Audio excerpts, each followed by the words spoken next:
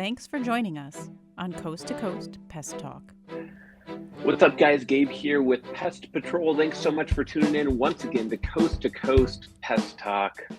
I'm your host. I already said my name, Gabe, with Pest Patrol. Joined here, as always, by Andy Snetsky with Primatech Pest Management. Hey. And today we've got a fantastic episode.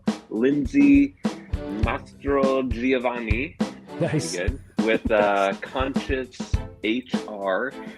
We're going to be discussing kind of bringing ethereal aspects of employee retention, onboarding, company culture, mission, all that stuff down into very practical boots on the ground.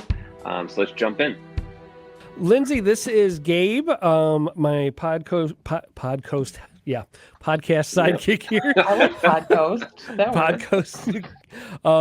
He's out in Portland, Oregon.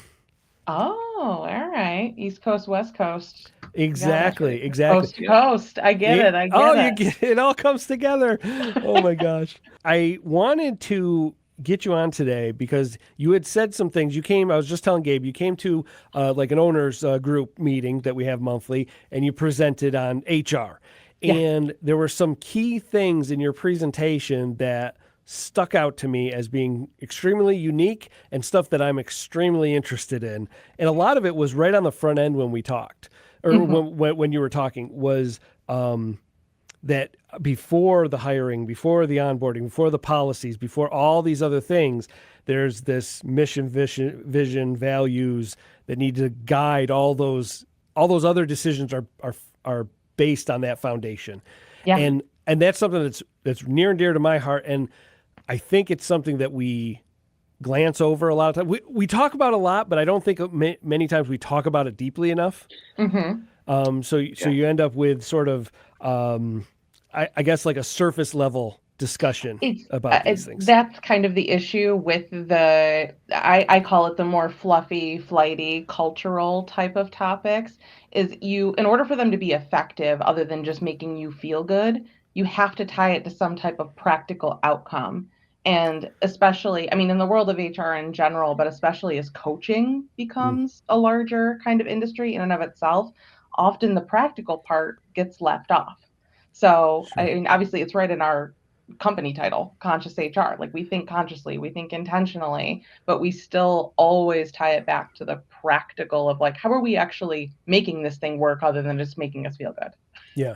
So is this something that's new in HR? Is this like a new age of HR where people are starting to become sort of aware about these things and how they tie into your hiring and firing and policies and whatnot?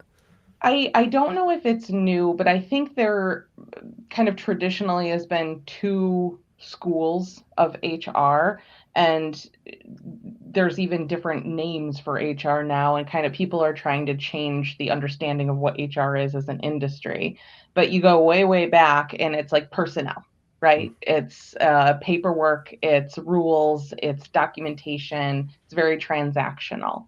And the last 50 years has gone by in work culture, people started moving into more of that cultural mindset of, we want to make sure that people feel good. We want to make sure that we are a company where people can come in and be comfortable and thrive and go home and be happy they work here.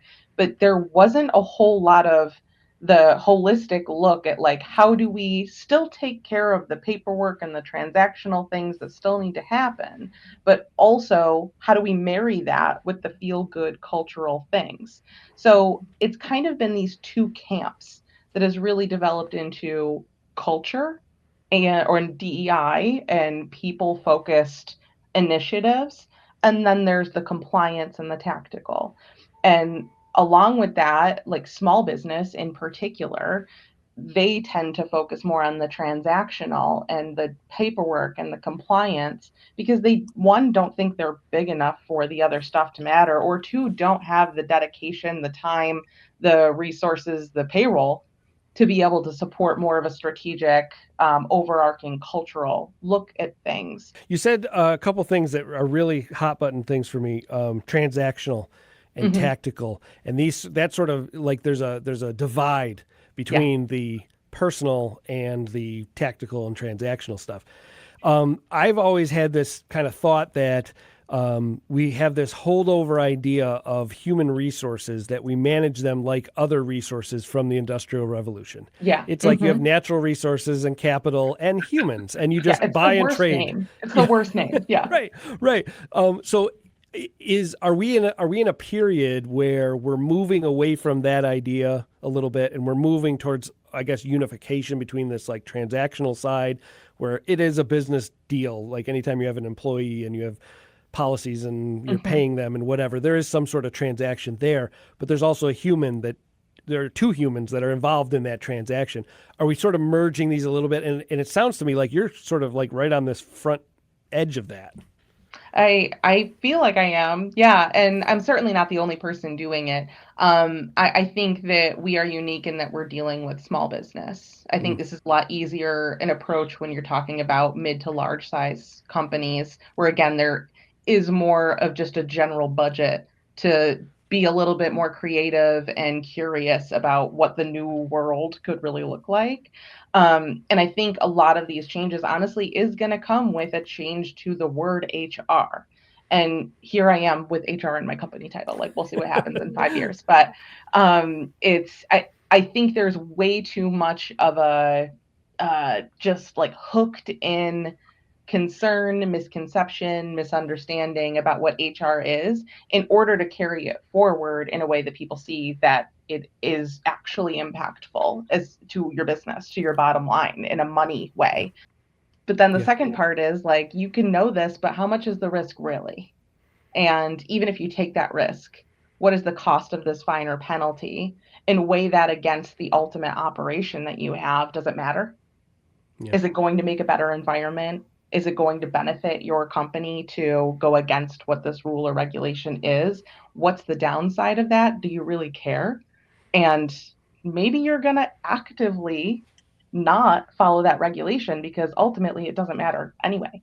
So that's something that I think that's very uncomfortable for a lot of HR people that have worked more in the transactional space to even come out and say, because they're still not quite connected to what it's like to run a business strategy instead of just rules on a piece of paper. Yeah. So I have to call out our industry specifically in pest management for we have two problems HR related that are kind of linked up that I see. One is we're a lot of small businesses. And we can tend towards being a little, I guess, flippant towards some of these things. We can be a little like a little cowboy, like we're just going to kind of do stuff. And we see some of this HR is immediately adjacent to all these soft skills of business. And so we're a bunch of dudes that are, killing things. So there's not like the soft skills are like a quick way to ultimate masculinity. Exactly. So there's that side of it. But on the flip side, our industry is entirely a service industry, entirely dependent on people. People think like Gabe and I don't have different materials. We don't have different ways to kill bugs, really. Like we're all going to do the same thing. So your differentiation comes down to what you're doing with your people. So is this a common thing? I see this as something in pest control where we discount HR and soft skills, but we really there's hard results to how we handle people. Is this common throughout a lot of service industries? Is this common throughout industries in general? Or is this something that maybe we see heightened because of the type of industry we are? I don't know if industry necessarily plays into it. The size of the organization definitely does. I also think it has to do with the generational divide and the generational gap of who's running those industries. It comes down to how you understand leadership. I am pleasantly not surprised. I don't know what the right word is, but I find a lot more like what I would consider heart-led leaders that are just leading, especially in the smaller business space, leading organizations in a way where they truly want to have a good team. And like, even if you're not like the greatest person alive, you don't have to be Buddha or Gandhi, but like you generally want to keep the people you have.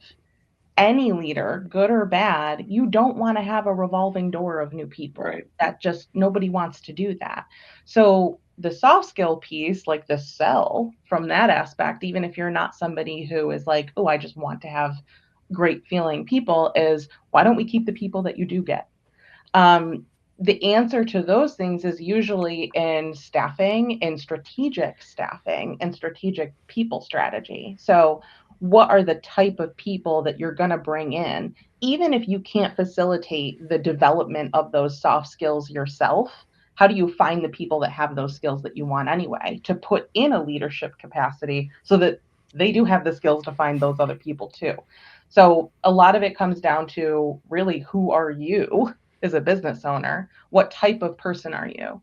If you are somebody who wants to improve your own relational skills, improve your own communication skills, your conflict resolution, like you have to work on yourself, first of all, even outside the business. Like if you're a business owner, you know that real quick. Oh man, I have to be a better person. Like didn't count on that. So if you're not the type of person that really wants to dive into those things, then find a leader who does. Like if you're very, black and white, numbers on a paper, I know what I know, like I'm the hands-on guy, then know that about yourself and know that you're still going to need somebody who's more apt to want to have development conversations, to want to have those kind of more personal conversations with your people, know what your strengths are, and then fill the gaps. Yeah. You don't have to be it all, and you shouldn't be it all, actually. Yeah. Gabe, you're going to have the next question, so get ready with one. I'm ready. I'm too excited to talk about this, so I'm just like filibustering. That makes me super happy. So sorry, Gabe. You're good. So after 2020, we had this labor revolt that came about from that. The Great Resignation. There you go. Okay, so there's a lot of talk every which way on this. A lot of people are like, oh, the government was giving away money and no one wants to work these days, and kids these days, that sort of thing. What's your take on the causal relationship here with why we saw that? Am I allowed to swear? Yeah, you can do whatever you want. Yeah, sure. I think it's bullshit. Okay. I think really what happened with the Great Resignation was completely personal. I think people immediately reprioritized who they are in this world, what their values are, who they want to be in the future, and how do they get there. And when anybody is faced with some type of existential threat, you kind of reevaluate those things. I think we as individuals, we collectively all hit COVID and we're like, whoa, like, what are we doing? And then you have the group of people who don't necessarily have the means, but have the gumption, have the passion to try something new. You have the group of people who do have the means and are like, hey, I can find a bunch of people to help me do something that I think is cooler than what I'm doing right now. And then you have the people who don't have the means and maybe don't have the passion, but were no longer willing to deal with terrible environments and restrictive rules to how they're living their life. So you had these like three groups of people who are unhappy for one reason or another, whether it's their employer's issue or not, and they bounced and they found a better place to go where they could still work with somebody. They, hung their shingle and started their own business, or they're leaders and they have means to start these new organizations. And I think that's where you really saw, like late aughts, you started to see the VCs kind of start to build up. And then as tech and AI start expanding, like tons of money going into tech. But with 2020, what you actually saw was these VC companies all of a sudden blowing up because they had this giant group of people that were willing to take this leap and sometimes had like really good means to be able to grow it very quickly. Yeah. So the Great Resignation, I think it was really easy for companies who didn't want to change anything to say like, oh, this is just nobody wants to work. And, and it's like the world changes, people change, things change. If you want to be a successful company, regardless of size, you have to change with it. And if you're unwilling to, that's fine, but you're not going to grow. You're either going to shrink or you're going to stay stagnant. And again, if that's your plan, cool, do it. I love what you said right at the first thing of that. It was like a forced reframing Yeah. of labor's idea of themselves, Mhm. like what they wanted and what their future was. Mhm. It sounds really familiar, Gabe. We had a discussion almost exactly like this. It's amazing. Okay. Yeah. You, Well, you're I just a couple things. I think, yeah, absolutely. The like nobody wants to work hard. I mean, especially being in home services, like that's just not the case. Like Yeah. Andy and I, and all of our peers find great people to work all the time. Great young people to work all the time, even. So yeah, absolutely. My You talked at the beginning. I kind of want to drill down a little into brass tacks here, Lindsay. You had talked about taking some of the maybe more ethereal things and bringing in terms of HR and helping business owners bring it down to very practical. I don't know if tactics. that's tactics and stuff. I'm curious if you could just for us or for our audience, which is largely kind of similar small businesses, give some just examples of what that looks like, or maybe like how just I'll leave that to you. Sure. So I think especially now as you do, I love that you use the word ethereal because I use it all the time, and I'm like, I wonder if anybody knows what I'm actually talking about. But it's that like, you can't touch it, you can't feel it. It's somewhere out there. It's cool and important, but I don't know how to get it. So if you hear about these culture concepts, and then you hear, especially now, the term employer branding is starting to kind of build up. And it sounds like that's just, hey, I want to make my company look good. But it's hard to tie that down to a number. And like, what are these things that we should be paying attention to on paper that actually build towards that employer brand? And turnover costs is something that you hear about all the time. Like, oh, our turnover costs are way up. We have a high turnover ratio. Why does that matter?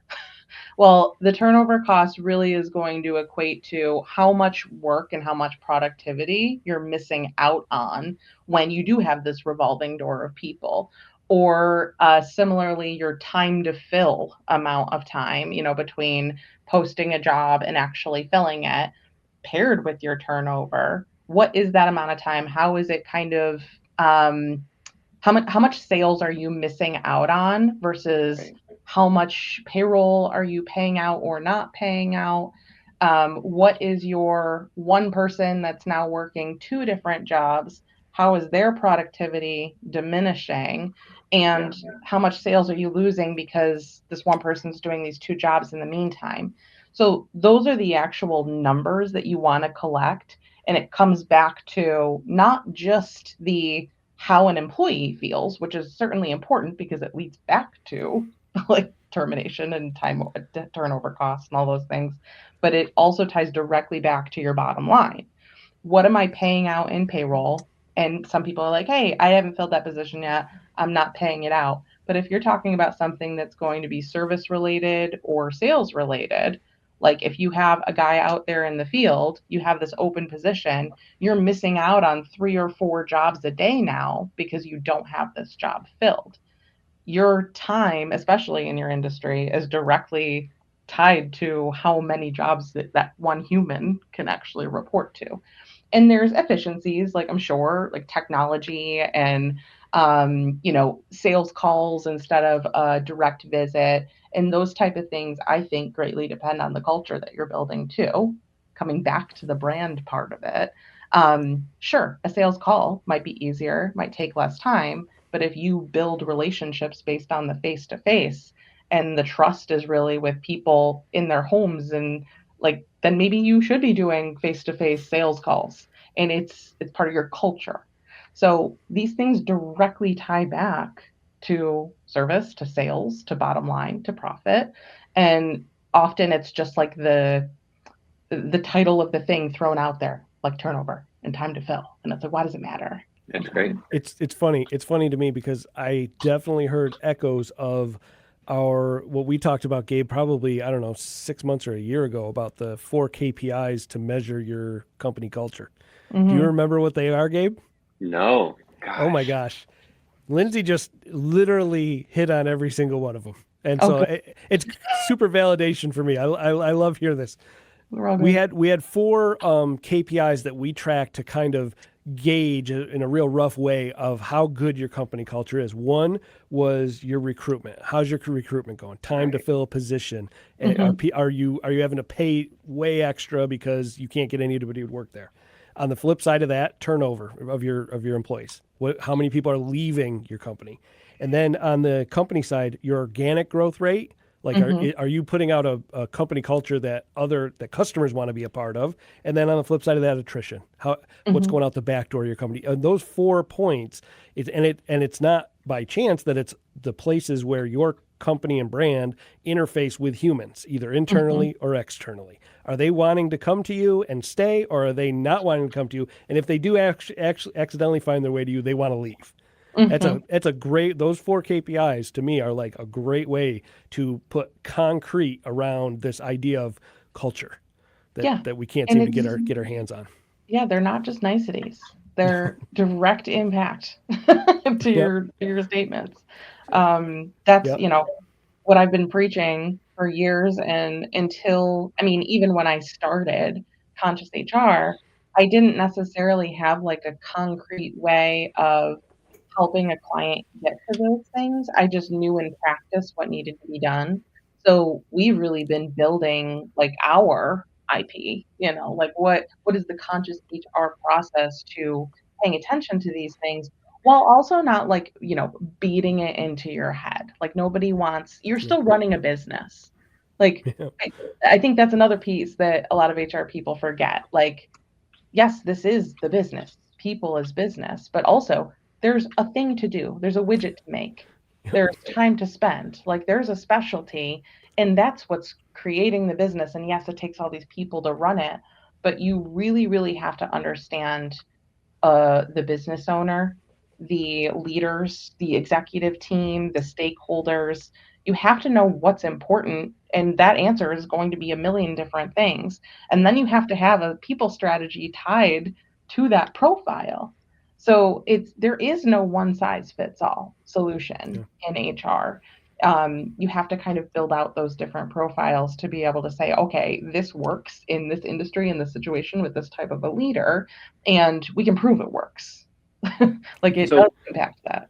would you say, Lindsay, if you go into a new, you have a new account, a new company that comes to you, and they're trying to get advice, one of the first things you're going to go through is their core values, their mission, their vision as a company, and that's going to influence, okay, so now here's who you are as a company or as an executive team, whatever. Now let's use that to influence how you. Yeah. And honestly, I would say most companies have those things, but they'll like look it up. They'll be like, what are they again? Or they're moving on and operating their business without adjusting or changing those things. And I say all the time, like your mission is probably going to remain the same. Your vision will probably change over time, and those values probably will change over time too as you grow, as you have more people, as you understand kind of what your fluid process is. So if I do get on the phone with somebody and I'm like, okay, we're starting from bottom line with how we're going to grow your team, your business, I'll ask them those questions, but usually I'm more like, why do these exist? Why were they here in the first place? And do we need to think about changing them? Like, there's no point in building an entire strategy off of something that's really not even happening anyway. Um, so I would say a lot of the starting point for us is just asking a lot of questions and finding out what's current reality. Um, Things are How, moving how and shifting and changing all the time. I got to ask, how many times do you have a huge delta between what people think their vision and mission and values are and what they actually are in practice? Oh my God. Like 9 out of 10. Yeah. Yes. Can we get just like a horror story? I Like was thinking the same thing, Gabe. Yes. Yes. like a No names. blooper. Can we get a Sanitize Yeah. the blooper names. reel? Well, so I'll give you an example. This was previous to Conscious HR. This is when I operated under another business name when it was just me. And I brought on one person to kind of do some admin work. And she immediately, I found out she was absolutely amazing. So I was like, okay, cool. Like, I'm going to bring her client facing, help me out a little bit. So this was kind of my first transition from solo consultant into what an agency might look like. And I have her go into this client who was extremely, I would say, like flighty, spiritually driven, which is why she found me in the first place, was running an amazing company, making real impact. It was a profit company. It was not a non-for-profit. If I was helping redesign, I might suggest that they go nonprofit. I think they might have been a little bit more successful. But it was a profit-based company making real change, health changes, wellness changes for humans. And I would summarize it, or my person that I had come in and who I kind of put in with that client, I had her start working on some of those things. Like, I'm like, this is all things that we've gone over, the mission, the vision, the values, the owner fully on board and fully dedicated to those things, yet not great skills as far as leadership was concerned. Really good at doing the thing, amazing with the heart in what she was doing and the impact that she was making, but didn't have the time or dedication to sit and really help train her team. However, when asked the question, it was like, oh my gosh, my people are amazing. We're the big red flag. We're just a family here. That's like number one red. If you Warning. hear we're just a big family, we're like, oh no. That red flag. A lot of well-meaning things, and we step in. We actually find out how things are going. We interview the employees, and it was like, I'm really nervous. I don't know how we're going to survive. Things are a mess. I think there was a lot of shielding because of like the spiritual lean that she had of like, this is going to be successful no matter what. It's going to work. The universe is going to make it work. And we step in with that like appreciation and that lean just because of who I am as a human being. But also I'm like, numbers are not, math ain't mathin'. Numbers are good too. Yeah. So you can even be like this very great, well-meaning person who wants to lead, but you have to know that that's where your time is going to be spent. And it just wasn't. There wasn't enough of her. The skill set wasn't there for her to help really bring a second person on board who did have that time. And eventually, she actually landed herself in a very great position. She ended up closing that business because things weren't working, and like just in her life, it made more sense for what she moved into. Yeah. So I was very upset that for her sake that this business didn't work out, but like we all saw the writing on the wall, including her employees. My person that I had go in and actually sit for a while in house came to me after that week, and she was like, she's got a lot of ideas. I love it. Oh my gosh. So it was that's an example of how things can just shut down and not work very well if you're not putting the right people in the right places to truly pay attention to both the numbers and the culture. And a good thing that came out of this, however, she had a practitioner who worked in her office who ended up hanging her own shingle and was able to continue the work because of what she had personally trained in. So the work continues just under new leadership, new brand, new company, like new everything. But the impact that she was making on the community didn't go away. So that was kind of like a happy ending to that whole thing. But the coming in and her saying, we're building and we're growing and we all are great and love each other. And then we step in, we're like, yikes. So it's funny. What I hear in that story, I definitely hear a lot of small pest control companies. Yeah, that sounds like me. So, no, not you, Gabe. Oh, You've got a podcast. You're doing something outside. We're growing, Lindsay. You're a pod host, I heard, or something. Pod coaster. Pod Yeah. ghost. That's what it was. So, but I hear that a lot. They're good at the thing. They can do the, like, whatever the trade is. They're good at that. They're really passionate about it. They have a lot of, let's go get them. And then the backside of it, maybe it's a lack of leadership. Maybe they don't understand themselves as much as they need to, or whatever. But this is a common refrain in our industry for sure. Yeah, I mean, we're humans. Yeah. We're all just people. Like, I can't stand the, I don't know. I look at myself in my younger career and kind of, working in larger corporations and looking at executives, like putting them up on pedestals and, oh, they must know something I don't know. And, I mean, conceptually, time-wise, sure. But like, as you continue working, you realize that threshold of what they know and what you know happens a lot quicker than the 40 years of age they have on you. And then you get to a certain point and you're like, wait a minute, that's just another person. Like, and it's, if you just look at businesses and business owners as just fallible humans like the rest of us, you quickly realize, like, you just need the right skills and the right people in place. And again, if you're not the person who wants to build that, you better know how to find them. And if you're not going to, it's not going to be as successful as you want it to. Yeah. You could be a billionaire, but you want to be happy and a billionaire? Those things don't happen that often either. Yeah. Pick one or the other. Pick one or the other. I'll take both. I'll take both. Yeah. Lindsay, would you say, with the thing that struck me about the example you gave, that kind of horror story, it wasn't actually as horrific as I was thinking, but it's still bad. Is some of that just a lack of self-awareness as well? Like, it seems like that's a pretty big, important thing for leaders to make sure that they can see on some level their weaknesses. Yes, 1,000%. And you don't have to improve those weaknesses. You have to have the awareness to identify what they are, and be willing to have somebody tell you no.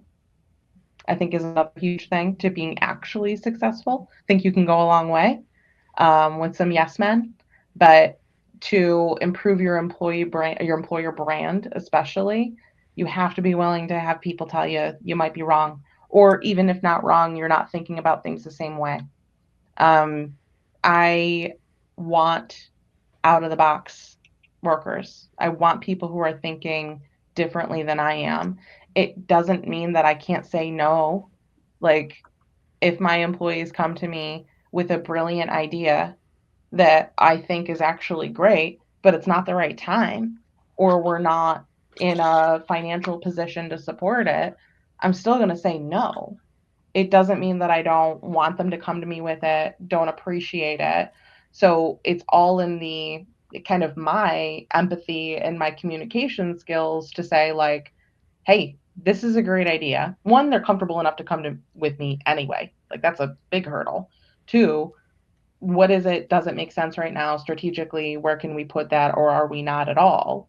And then I think the third part that I happen to be good at as a leader is, even if this is something we can never do, what was it that inspired that thought? Because if it was inspired and it's something they're passionate about enough to bring it to me, like, this is a thing we should do, what is the level of passion that they had behind that? And where else can we put that passion? So even if it isn't in the thing they're suggesting, if that's lighting them up, what areas do we need that I can use that energy and actually still make something happen? So they still feel valued. They're still being productive because it's something I actually need. And I'm still hitting their need for kind of that change or that passion or whatever's driving that idea. And then tying that to dates and goals and figures. Like, again, that's how we get from the feeling to the actual tangible business stuff. What is it? How are we going to do it? When are we going to do it? And who do we need to do it? There's always a way to look at that potential, even when it's not something that can work immediately or right now. Now, one of the things that we deal with a lot in our industry, and probably everybody, though, is getting the right people, obviously. And I want to hear your thoughts on how do we put our vision and mission and culture like into our job postings, into our job descriptions, into that sort of thing? Because I feel like there's a lot of cut and paste, copy and paste sort of It's gross. job. Like every Yeah. job, you couldn't tell the difference between companies. If I read you every job description, it's like it's all the same company, right? Yeah. So what are we doing wrong as the small businesses? What can we do better in that arena?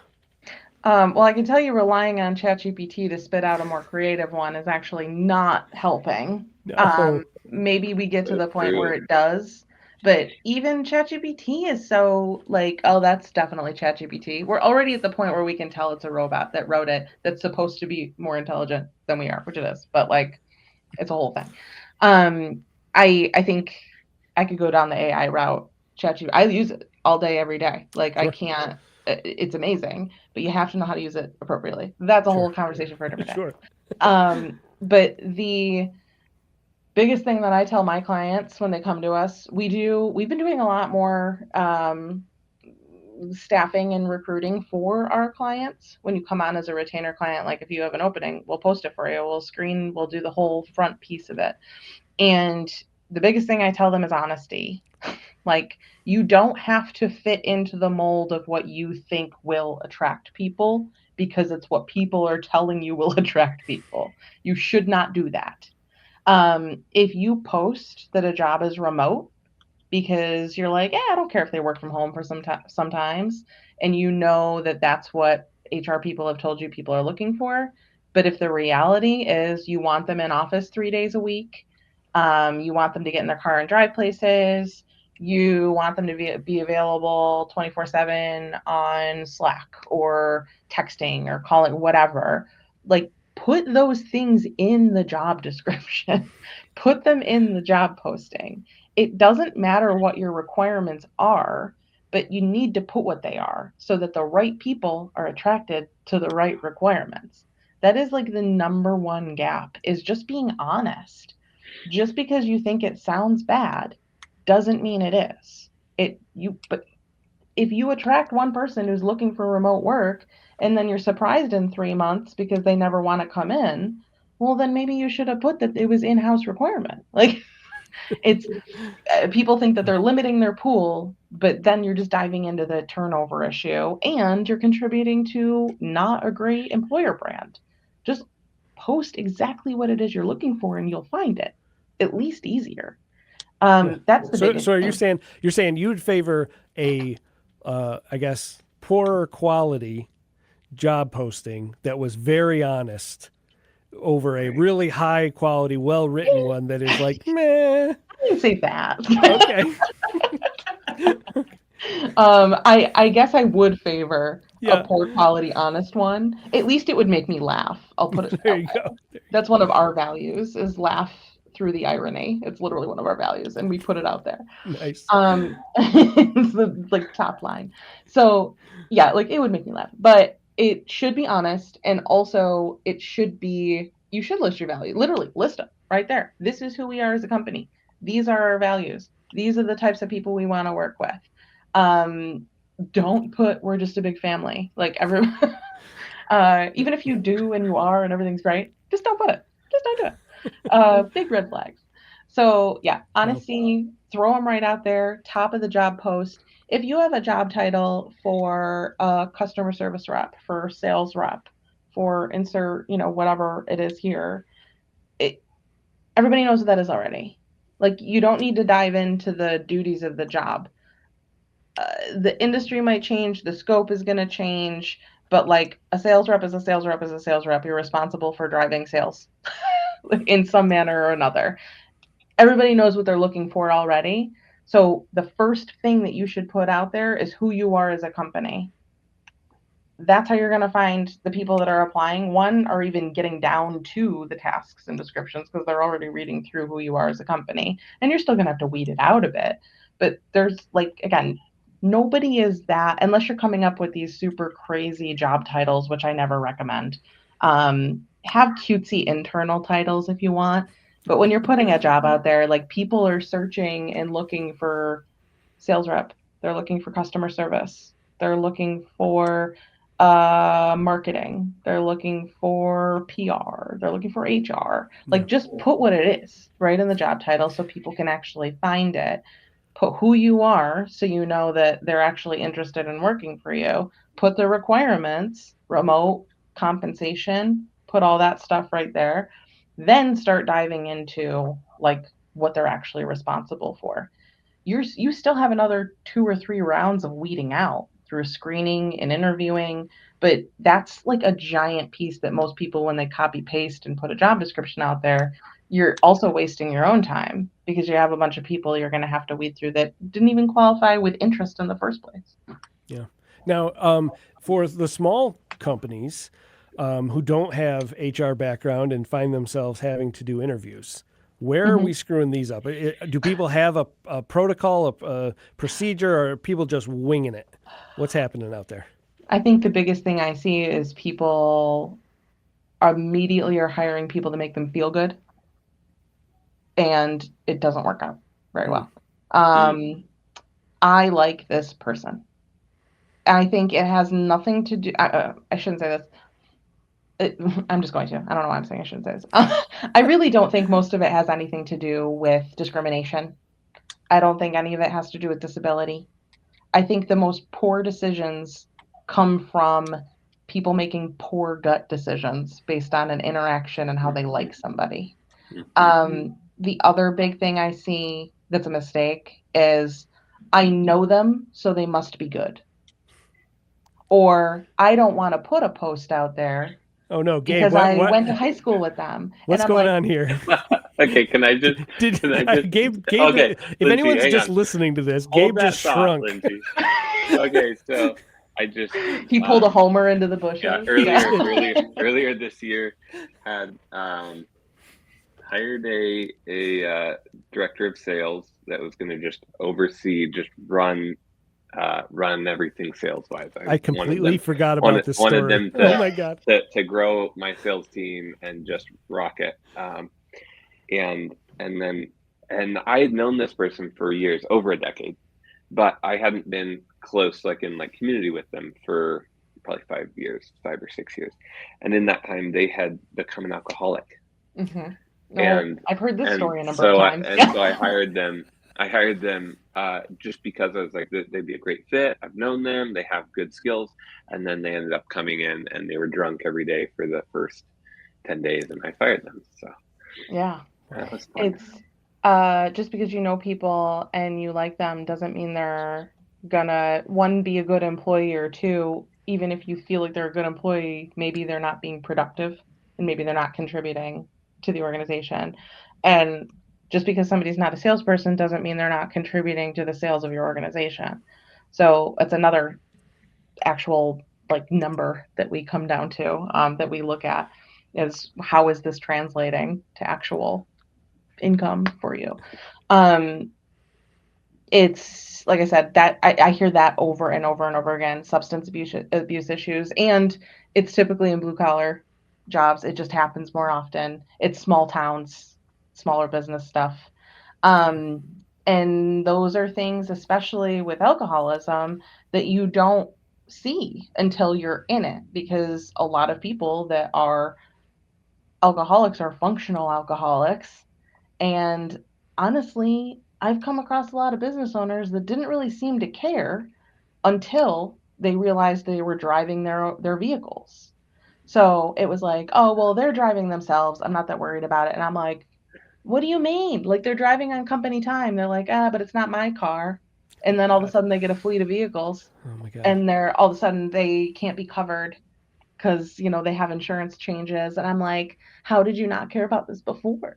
And it's one of those things, like, I think a lot of people want to be blind to it, especially if they know the person, especially if they have a long history with this person. They went to high school together. It's their mom's best friend's kid, like whatever the situation is. Those are the most difficult terminations I've ever had to help through, because it's personal. If you can avoid those situations in the first place, not saying that you don't know people are alcoholics, or people aren't, and then they relapse or it becomes an issue. But again, being more tuned into your people and kind of how they're living and how their home situation is going, helps you navigate those situations, maybe through some type of rehabilitation process where they come and they're healthy again and they can continue working for you because they were productive. So there's a billion different ways these things can play out, but it's the same thing of like, I hired him because I knew him over and over again. In New York too, I see a lot of companies think that they can go to CVS and get like the at-home drug test and just pass it out to their employees. And I'm like, oh my God, what are we doing? It's not that expensive. The drug testing, background checks, we do all those. Like, it's not that expensive. Exactly. For the cost it saves you and peace of mind. It's not like, even if you're a like 1 or 2 man operation, this is not like going to break the bank. Yeah. And you'd much rather break the bank on, $80 for a, actual drug test at Quest Diagnostics or whatever they do them around here or whatever, than the lawsuit or you have a person for 6 months that you train and then they, something happens and then they leave. My gosh. Or you're only giving it to people you don't like. Yeah, and then all of a sudden you're in trouble for what was your selection process? How did you determine who got a thing and who didn't? Yeah, exactly. Most discrimination cases aren't discrimination. It's just people making bad decisions because they like or don't like people. And then the person's able to prove that it's discrimination because it was, but you didn't realize it was. Most of the time people aren't trying to be assholes. Most of the time people are just trying to be happy. And that plays out in a bunch of different ways. So in the interest of being uniform with how we treat our people in policy matters, I do a review with my wife. And we document it just like we do with the other employees. If you've never reviewed your wife's work performance, I highly recommend it. It is quite an experience. So just saying. Mine might be murdered. I don't know. Oh my God. So I give him reviews all the time. I don't. we don't need to know anything Not my about employee. Oh my God, we're gonna have that's what the anniversary is, right? Every year at the anniversary, it's the review. We're gonna have our annual review. There's no merit increases. There's probably going to be a demotion, and you're going to lose more money. I feel like this needs to be like an HR cartoon. I know. It sounds like you need to bring in conscious HR to that, Lindsay. That's right.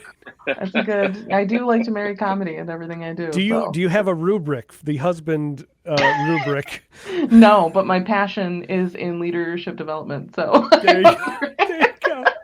Oh, this went way off the rails now. Fantastic. Good work. So Lindsay, do you want to give out contact information if people want to talk to you more or, hear more about your rubric of how to judge husbands or anything like that? Really good at that one. Okay. Yes, absolutely.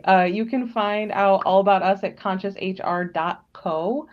You can shoot me an email at lindsay@conscioushr.co with an A, Lindsay with an A. We also are heavy on Instagram, on LinkedIn. You can follow me on LinkedIn. I'm pretty active on there. Really, we try to be on all the platforms to reach anybody, but we love, if not working with small businesses, we really just love getting people on the right track and kind of giving them the resources that they need, whatever makes sense at that time. We also work kind of on a sliding scale of work, whatever that's needed, whether it's full-blown fractional work in a retainer type situation, or we have an open group chat where you can literally chat on any HR related questions you have. It's our team, real humans, answering that for you. And then you can pick up the phone and call us if you need a little bit more help navigating through something. So we really just want to provide the answers and the help that you need, regardless of the situation you're in. Brand new, hiring your first employee, or scaling from your 50th. Awesome. It's education leaning. So we really just want to give people what they need and how they need it. Yeah. Fantastic. Lindsay, this was awesome. Thanks for coming on with us. Yeah, thank you both so much. It was so much fun. You've been listening to Coast with Andy, can't pronounce his last name, and Gabe Seymour. Join me, Pete Chopin, probably in another 5 years from now when they invite me on again.